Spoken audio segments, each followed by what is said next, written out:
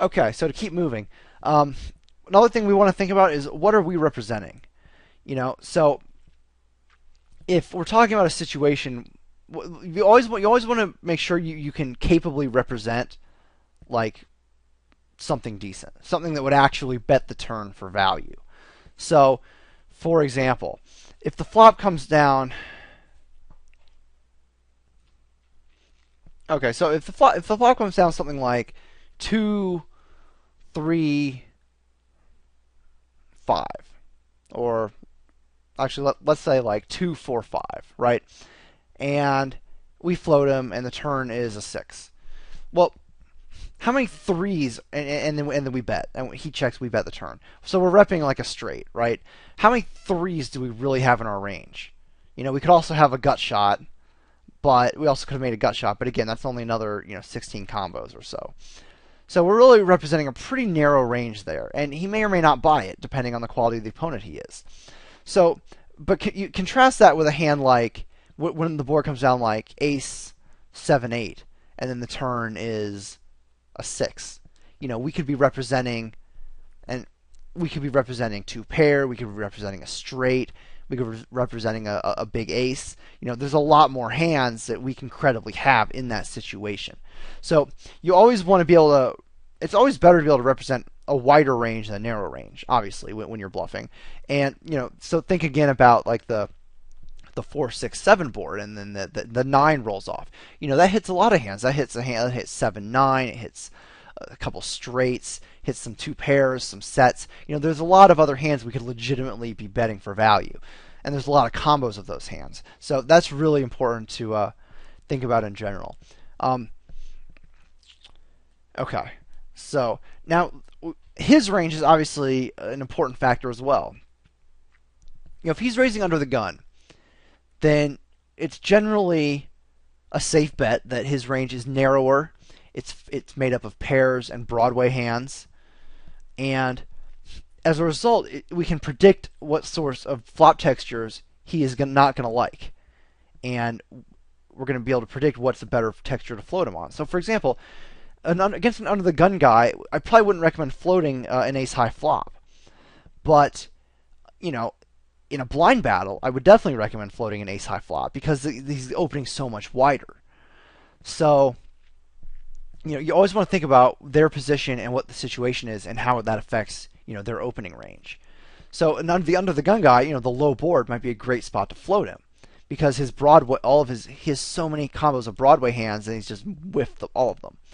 So, you definitely want to think about, and of course the quality of opponent enters into this as well. So you want to, all of these things kind of feed into each other. So definitely want to be thinking about how wide his opening range is, and you want to be realistic about your chances to successfully float him on the different board textures.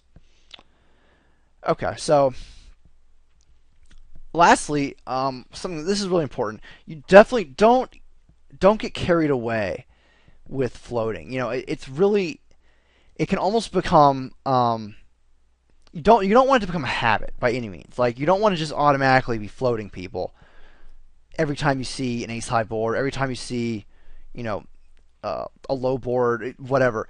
Simply because it's a really easy way to bleed money if you're doing it too often.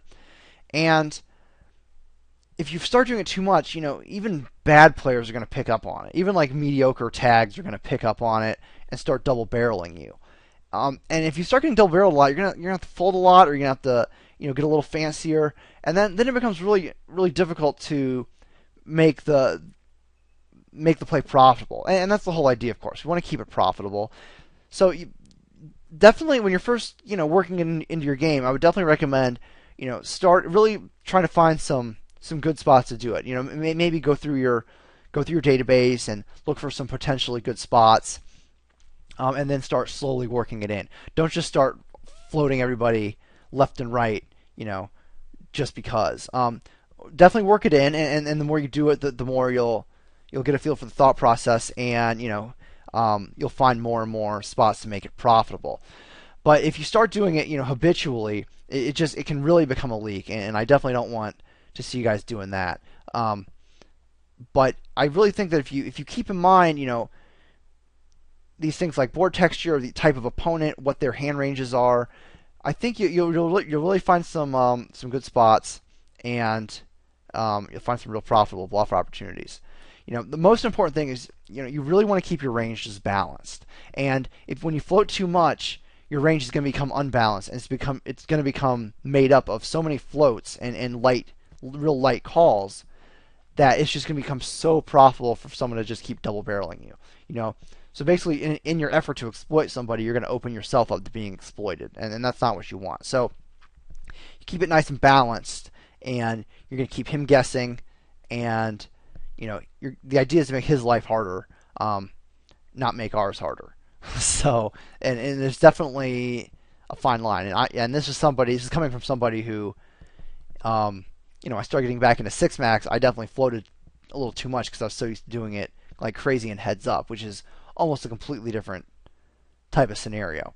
So, you're just going to find more floating opportunities in heads up than you are in in a six max game. All right, guys. So I hope you enjoyed this one. And our next couple videos are going to be some hand examples, and definitely hit me up with any questions, and let me know what you think of the series. Let me know what you thought of the video. Thanks for being DragtheBar members, and I'll talk to you soon.